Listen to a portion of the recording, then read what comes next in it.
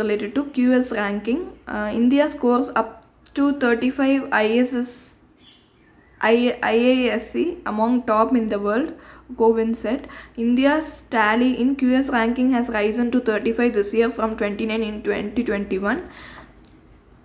According to the ranking, Bangalore-based Indian Institute of Science (IISc) has scored 100 on the research parameters and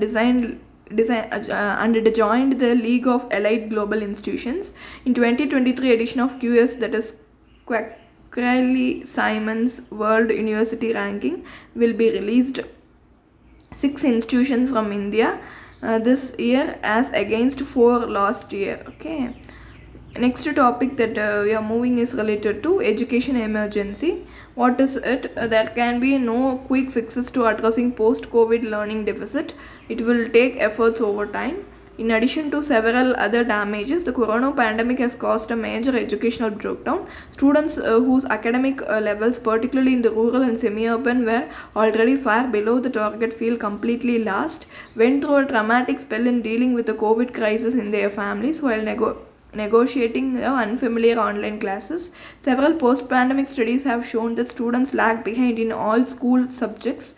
It has also shown that online classes have not proved helpful, and education cannot continue in this faceless inactive mode.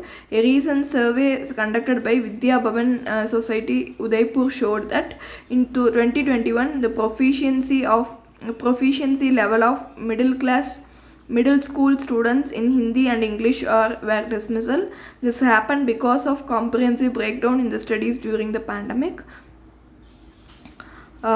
And also our schools officially run for about 180 teaching days or so. The real teaching days vary enormously in the different contexts. Can we think of running school for 240 days or so? The present teachers who are already overworked and traumatized should not ask for any more work. We should fill in all teacher vacancies. Thousands of trained graduates have been waiting for years to teach.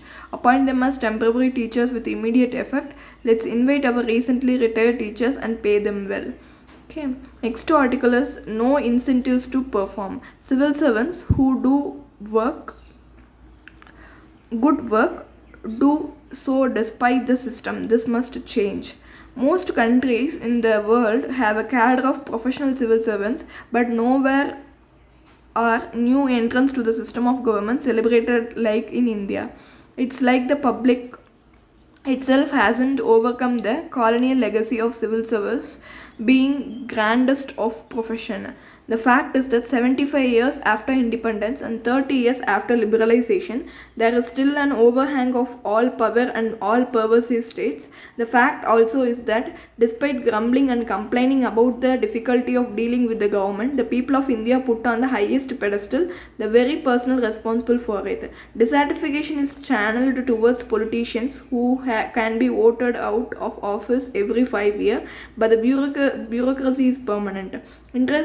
Interestingly, most ordinary people don't aspire for themselves or their children to join politics, which is viewed as murky and the domain of less educated and non-professionals. But the civil service are highly aspirational. Then there is a job security that comes with gaining entry. Unless civil servants does a extraordinary wrong, she has a job for life and steady time-bound promotions, which ensures that everyone retires at the top irrespective of performance, however in the perceived strength. Mid-20s is treated as gospel. Often it is used as argument against lateral entry because unless people have passed the exam, they are deemed not to be meritorious or deserving of being in the government.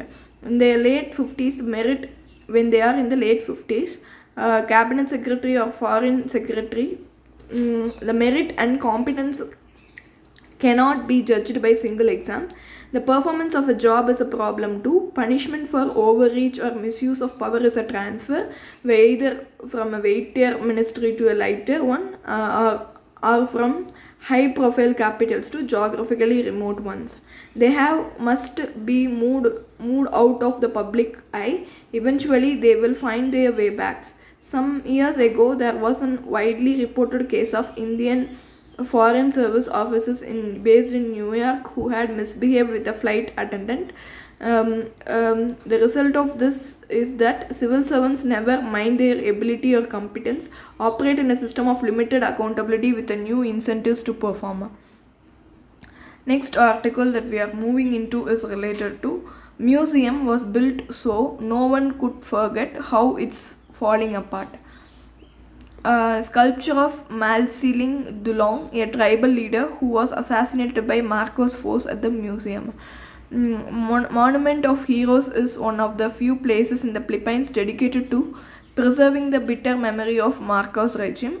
When it opened in 2007 was to make sure people did not forget the sacrifices made for democracy. The building is now mostly despair damaged by Typhoon Ulysses in 2020. This is what the article talks about. Next is single nodal agency launch. Finance minister bats for transparent governance. Launching the single nodal agency dashboard system which tracks the transfer of funds to the states for centrally sponsored schemes and utilization of funds by central agencies. Finance Minister Nirmala Sitharaman on Tuesday said it will be governance for more transparent and allies better value for every rupee sent by the center by just in money release. Financial management system launched by Azadi Ka Amrit Mahotsav Iconic celebration. The ministry officials spoke about another system of cash management, that is treasury single account system for autonomous bodies like ICAR, that is Indian Council for Agricultural Research. Next article that we are moving into is related to Mela Kheer Bhavani. It is a festival celebrated at Zesta Ashtami at Mata Kheer Bhavani temple at Tulmula in central Kashmir, Jhanderbal. The temple is dedicated to the goddess Ragnya Devi. Legend has it that the water of the temple springs changes color from white to red and black. The color of the water is said to predict the impending future. If it changes to black, it is seen as inauspicious and an impending disaster. Next article is related to the multiple launch rocket system UK and US are sending to Ukraine. Precious multiple launch rocket system, that is MLRS, from US and UK.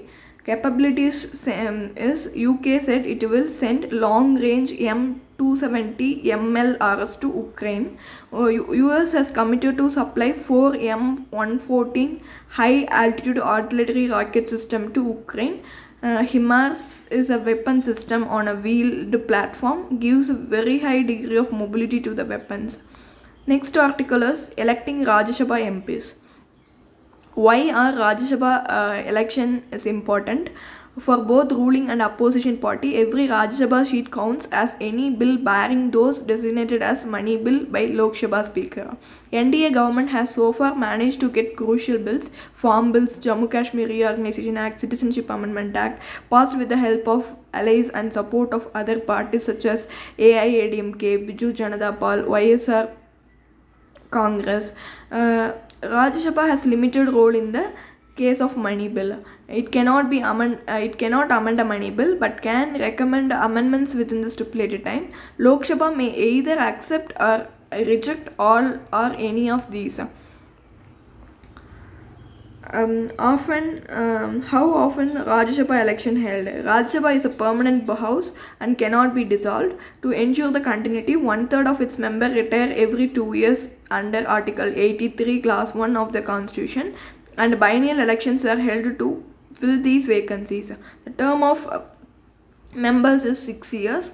Out of 245 members, 12 are nominated by President, 233 are representatives of the states and union territories of Delhi and Pondicherry, and vacancies arising due to the resignation, death or disqualification are filled up through by-polls, and those elected serve out remainder of their predecessor term. Under Article 80 Class 3, the 12 nominated members should have the special knowledge or practical experience in matters like literature, science.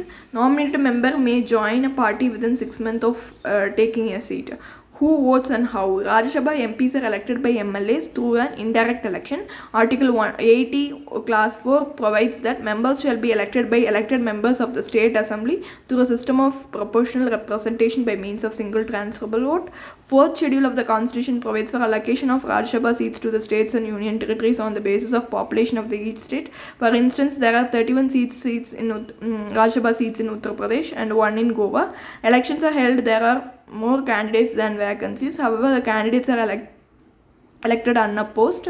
If there is only one vacancy, the required quota under Election Commission Conduct Rules of Election Rules of 1961 is calculated by taking number of votes polled, divided it by 2 and adding 1. For example, if 100 votes are polled in an assembly, the Rajya Sabha candidate would need 100 by 2 plus 1, that is 51 votes. If there is more than one vacancy, the equation is based on an assigned value of 100 for every first preference vote. The values of the votes credited to all candidates are totaled.